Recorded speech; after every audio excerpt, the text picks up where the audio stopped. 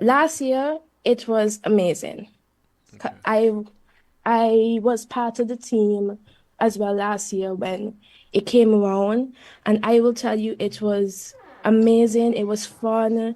It was so great to see that so many people turned out in their numbers and supported the amount of volunteers we got, the donations, all of it was amazing. Yes, we had a little minor challenges in the start, but overall, it was good to see that people came out to help speak out for those who might not be able to.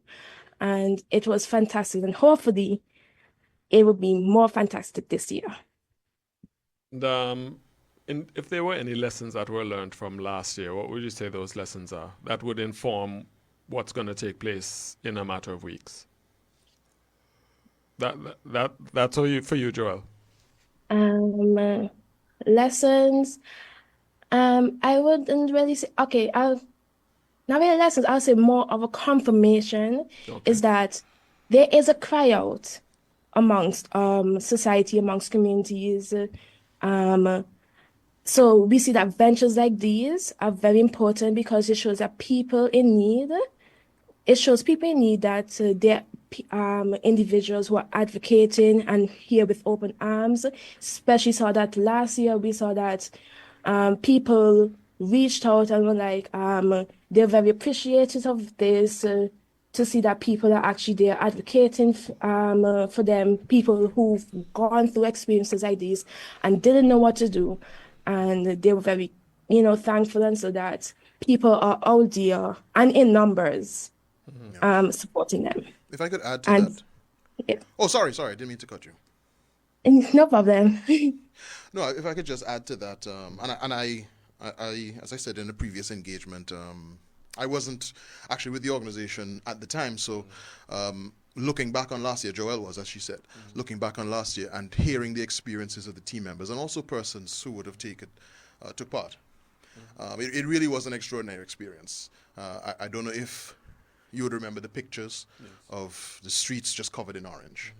And I think in Antigua and Barbuda, we don't often have too many events that allow the public to take part in some form of advocacy. We have many events with people out on the street. Usually it may be a walk or a hike or a march, or it may be related to something health related. You may have a walk for the cure. You may have all sorts of different things, but you Diabetes exactly, Association. exactly, Yeah. exactly, all worthy causes. Don't get Yes. me wrong at all. But you don't have so many other elements of advocacy, and I think people, as Joel indicated, really appreciated the opportunity to come out and let their voices be heard, whether they were speaking, taking part in the interviews, whether they were holding placards. They appreciated that opportunity to come out and demonstrate how they feel about the issue. All right. Who are you targeting in terms of registration? Everybody, but particularly we want to increase the number of male participants. I think it's a challenge where, when it comes to gender-based violence, and we're looking at violence against women and girls, it's too often seen as, quote unquote, a women's issue, and you don't have that equal amount of men coming forward to take part in that advocacy. So if you're male and you're listening, we want you to sign up. You can send a message to 736-4446. And if you WhatsApp that number, we'll just send you the link directly and you can register. You get a free shirt. Antigans love their merchandise. So, Love their merch. yes, love their merch. You get a free shirt. It's a very simple registration process. You fill out a Google form, you give a few details, and ultimately we will contact you in terms of letting you know where to pick up your shirt. The date, of course, of the event is March 8th, 2 p.m. in the Botanical Gardens. And, of course, that is slated to coincide with International Women's Day, which is what we did last year. And we will have a separate leg of the event, hopefully in Barbuda, the following week. So in Codrington, that would be, I think, 12 p.m. March 15th, the following Saturday. That's a Saturday. Yeah. Okay. But we really want male participation. We were very glad last year that we had male-dominated institutions, such as like the police and the defense force, who participated as groups. So we had, good dozens of policemen out who were not just doing their duty in terms of the march on duty, but were in their shirts participating in the walk. Same thing for the Defense Force. And we were really, really glad for that. We really want to increase the amount of male participation this year. And so we're also reaching out to organized groups and businesses. So different youth groups, community groups, church groups, we will reach out, try and find a focal point and say, hey, look, here's a link, see how many people can get registered, or to make your life easier, just give us a list of names of the people who participate and their shirt sizes, and we'll work with you. Even because sometimes you send a link, and who don't want to fill out the link, who forget to fill out the link, who going around the office, did you fill out the link? Tell me about it. Exactly, you want to make life easier, just give us a list of the names, the t-shirt sizes, and we'll take it from there. But we really want to grow this event, and we're looking to get. How are the numbers looking so far?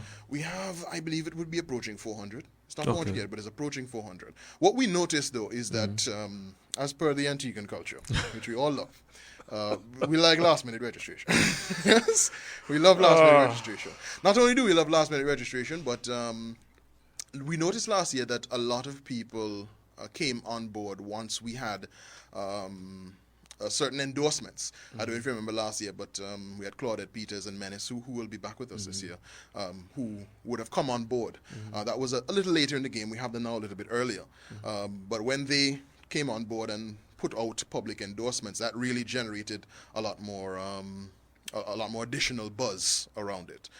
But yeah, that's where we are. So we're approaching 400. If you are within the first cohort of persons who register, you are entitled to that free T-shirt. So, I don't use the word entitled, but you will get a free T-shirt. If you're late in the game, if we have it late in the game and we have to order another set because right up onto the march we have a bag of people registering. Well, if you have to order shirts on that kind of level, it's an increased cost. So we then have to sell you a shirt. But if you come in time, if you register right now, you'll get your free shirt. All right, and it says what? Orange? Yes, orange T-shirt. So you brought any for us here tonight? No.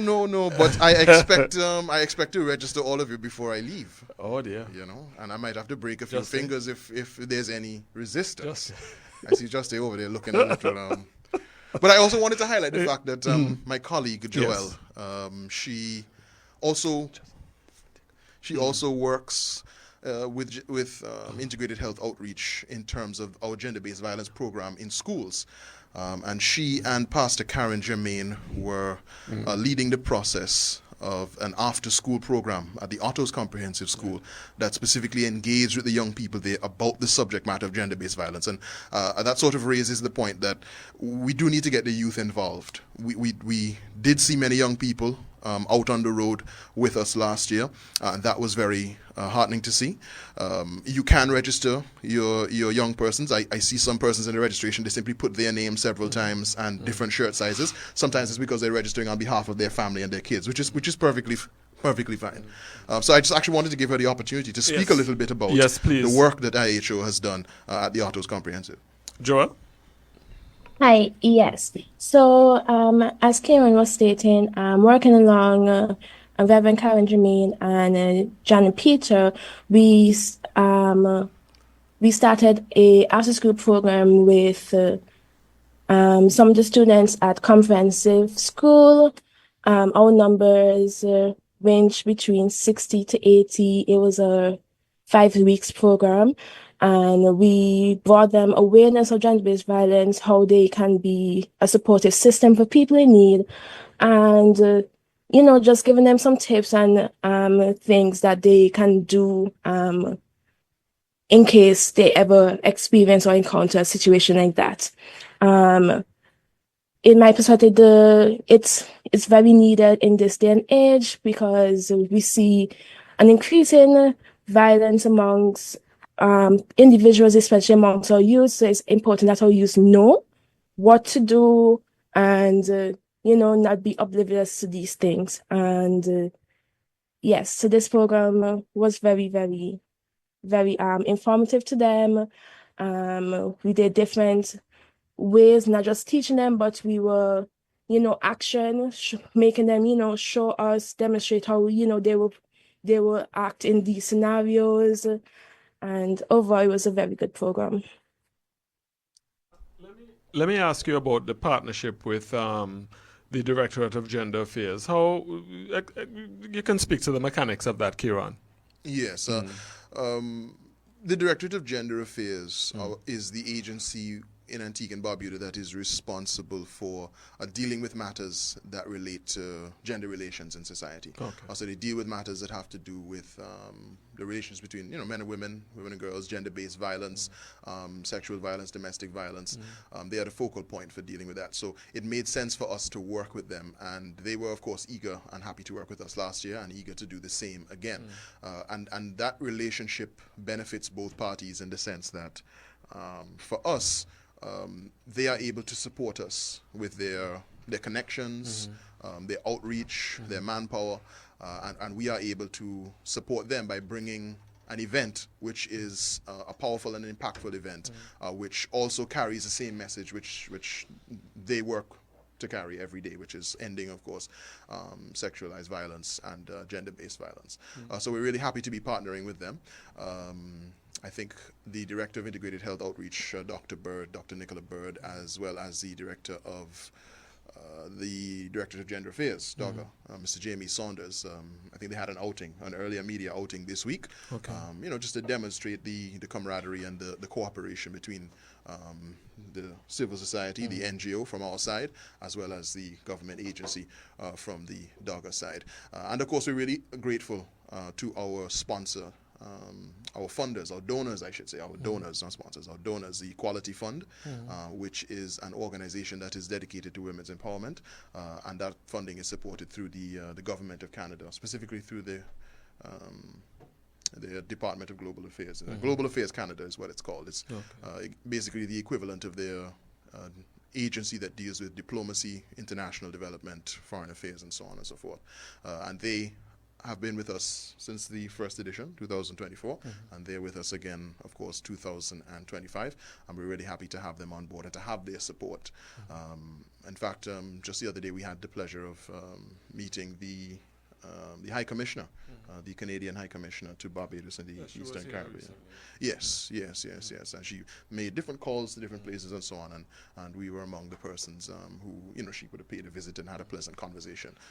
So we're really happy for the partnerships that have allowed us to get to this place, and we're really encouraging persons to get registered, to come out and participate. No reason not to.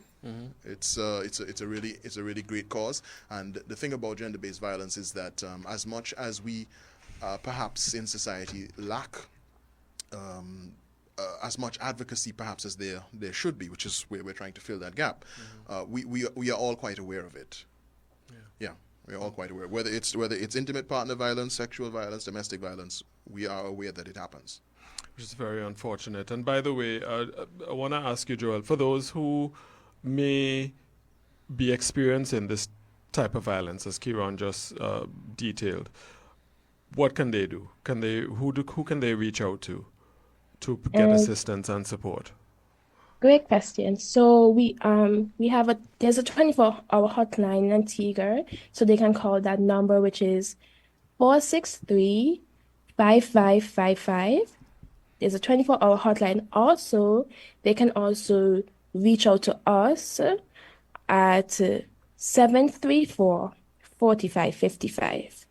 And, also they have people in communities, trustable people in communities like, councils and so that they can reach out to. But there is a 24-hour hotline, as I said, 463-5555.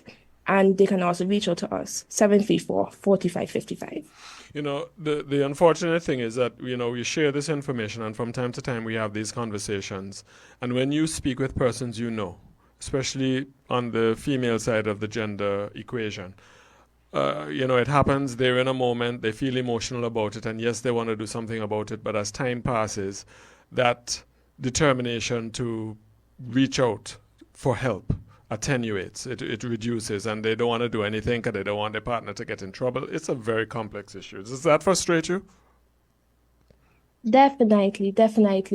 And that's why it's important that, we have people in communities, people around them who see, and, we'll be able to approach them and be like, if you need help, we can help you, or be a supportive system to them. Because, yes, you have, they might, as you were saying, they might not want to report it, or they think that it won't help, or whatever situation that might be going through, they have. So or that's why it's better. Or they might put themselves further at risk. If I do something or say something, he's going to find out and come after me Yes. again, or worse. Yes, yes, all of this. So that's why it's extremely important that, communities, we look out for each other. We see that there's an issue because in communities we do know when if somebody's in a violent situation sometimes, but sometimes people tend not to talk about it. People tend just to turn a blind eye towards it. They say, oh, sometimes when it doesn't hit home, we Yeah. don't tend sometimes we tend not to focus on it, but it's important that we be each other's keeper and we look out for each other. All right. I would add to that just a little bit by saying that as we go along towards the actual date of the event, which is March 8th, 2 p.m. in the Botanical Gardens, 736-4446. You want that link? Just WhatsApp that number, 736-4446. You can also find it on our social media pages, Instagram and Facebook, Integrated Health Outreach. If you search for us, you'll find that link pinned to the top of the page in a post. You can also find it at the Directorate of Gender Affairs social pages as well. So yes, just emphasizing the registration. But coming back to what Joel was just speaking about there, we are going to be leading up to the actual date of the event, doing as much media engagement as we can to raise awareness about gender-based violence and about different sub-issues within that bracket. And one of the issues that we speak of quite a bit is the culture of silence, which is quite pervasive in terms of persons who see and know, and even for persons who are themselves victims. Persons who are themselves victims, not feeling that confidence to come forward, living in a society where it has become so normal to just accept, which is unfortunate, and which I think it's easy to look at a person and be confused about reasons why they may find themselves in a particular situation and find it difficult to get out, because in our own minds we may think that it's simpler than it is. But I think we live in a society where, unfortunately, we all of us have to, well, not unfortunately, fortunately, we all of us have to take responsibility for that culture of silence. That culture of silence which doesn't often give persons the confidence to come forward, whether it is they're coming forward to report some manner of physical abuse in an intimate relationship, whether it is they're coming forward to report some manner of sexual violence, whether it is they're coming forward in a relationship. If you're in a relationship and you're coming forward to report emotional abuse, sometimes persons don't even feel that it's a legitimate thing. You know what I mean? And we do have that culture. We do have that culture where, you may engage someone. Someone may tell you, yes, it's a serious thing. And there's somebody else who may tell you, well, it's Toughen nothing. up. It's you know what I mean? And that is a problem. That is a problem. And even the way sometimes we respond to allegations or reports of gender-based violence or sexual violence creates a challenge. So all of that is what we're going to be speaking about leading up. And I just want to encourage persons again to get registered, get your free shirt, do that as quickly as possible. And of course, if you're part of an organization, a youth group, a church group, a community group, any kind of group whatsoever, feel free to reach out. Rotary Club. Feel free to reach out. Feel free to reach out. So I'm going to make that connection before I go. Or I'll ask David for the numbers. Yeah. I'm going around taking names. I have a list. I'm like a debt collector. You understand? Anyway. You went off on a riff there. You went off on a riff there, Anyway. encouraging persons to get registered. Yeah, indeed. All right.